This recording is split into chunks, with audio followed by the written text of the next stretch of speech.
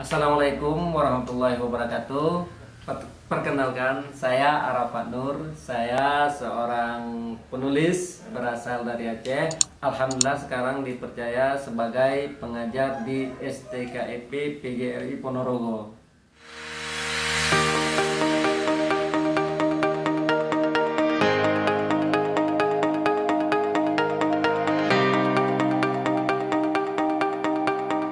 Assalamualaikum sahabat literasi sekalian. Berjumpa lagi dengan saya Arafat Nur. Semoga kalian semua dalam keadaan sehat dan tidak kurang satu apapun. Nah, pada kali ini saya akan membagikan tip menulis. Tip menulis ini adalah pengalaman menulis dari saya sendiri. Nah, tentu teman-teman semuanya yang memang ingin menjadi penulis, yang memang sudah terjun di dunia menulis, ada juga yang sudah menjadi penulis tapi belum tulisannya belum rezeki, belum dimuat di koran-koran.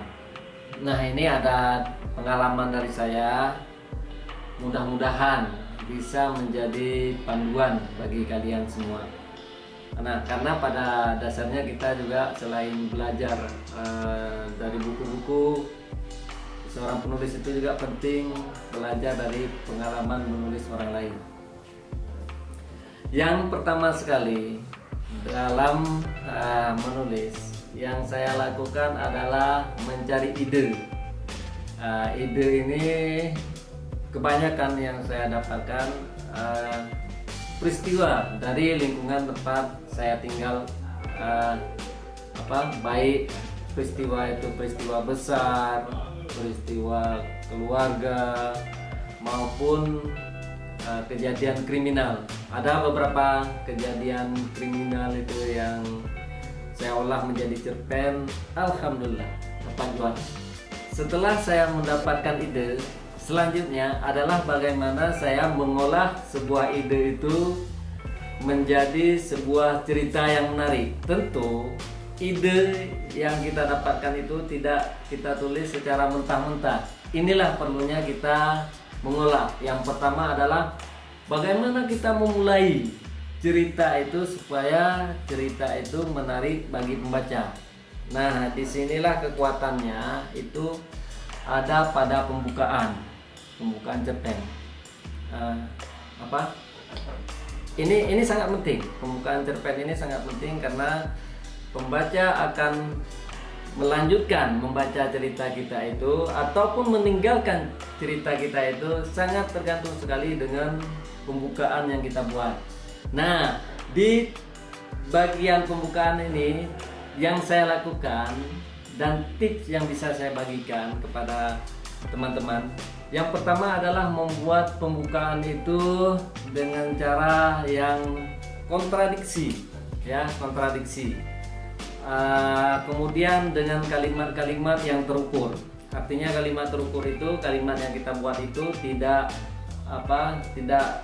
berlebihan dan juga tidak cacat. Artinya kalimat itu memang pas. Nah, untuk lebih tahu bagaimana saya membuat kalimat-kalimat pembukaan di cerpen saya itu bisa dibuka di cerpen bisa dibaca di cerpen yang menang di Femina, misalnya Setabah dan Seharum Kenanga, itu cerpen saya yang masuk nominasi. Kemudian ada cerpen Dia Masih Bisa Tergelak. Kemudian ada beberapa cerpen lagi juga lain yang menjadi juara, yaitu cerpen Rahasia Jodoh. Kemudian ada cerpen saya tentang seorang anak yang selamat dari kejadian tsunami, itu mendapat juara 3 di lomba cerpen memperingati Hari Kartini yang judulnya adalah Jadi Ibu. Setelah saya menggarap pembukaan, kemudian saya akan memikirkan bagaimana pembukaan ini supaya apik dan bersinergi dengan cerita selanjutnya.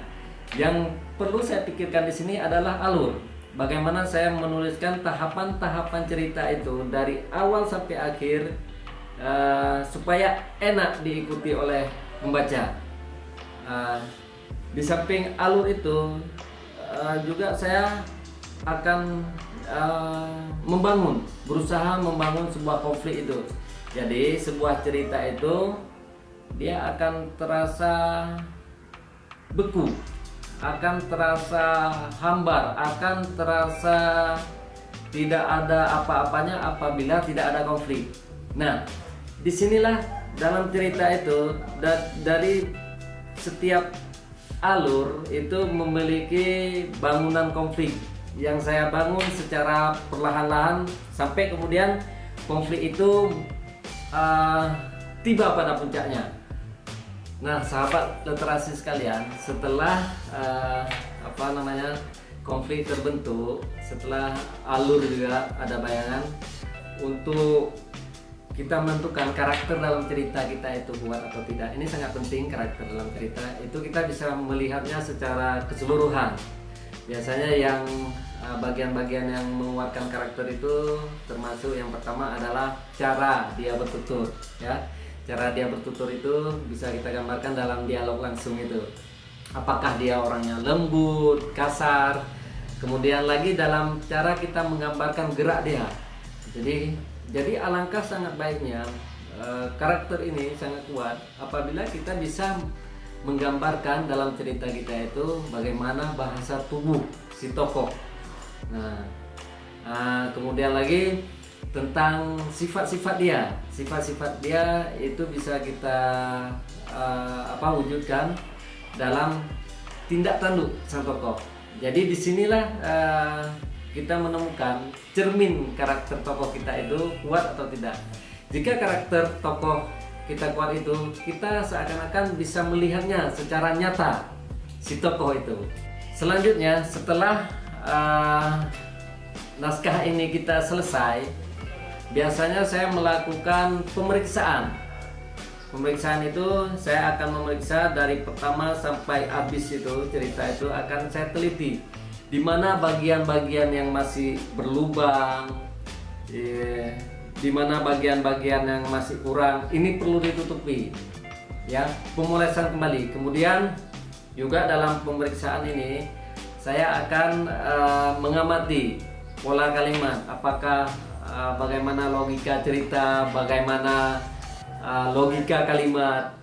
Jadi ini harus sesuai, karena kita ini seorang penulis. Jadi tiap kalimat yang kita tulis itu akan menjadi semacam panduan bagi orang lain. Jadi seminimal mungkin jangan ada kesalahan, termasuk kesalahan tipu. Biasanya kalau penulis yang malas itu, naskah yang jadinya nanti tidak rapi. Jadi saya berusaha naskah yang saya buat itu rapi. Nah, untuk selanjutnya tahap terakhir finishing, yaitu saya akan memeriksa kembali secara utuh di mana bagian-bagian yang mungkin masih terlewatkan. Nah, di sini saya akan memeriksa kerapian, termasuk tanda baca, kemudian letak alinea, apakah ada alinea yang terlampau panjang di mana di situ terdapat dua pokok pikiran, ini akan saya belah. Nah, kemudian bagaimana cerita ini saya kira-kira jika dibaca oleh pembaca, apakah pembaca bisa menikmati seperti saya penulis ini. Ya, jadi kira-kira seperti itu. Jadi sahabat-sahabat literasi sekalian, itulah tip menulis dari saya. Mudah-mudahan bermanfaat, dan bagi kalian-kalian yang mau mengetahui tip-tip menulis selanjutnya, silakan ikuti di channel YouTube ini. Dan jangan lupa like, subscribe, and share. Terima kasih banyak. Assalamualaikum warahmatullahi wabarakatuh.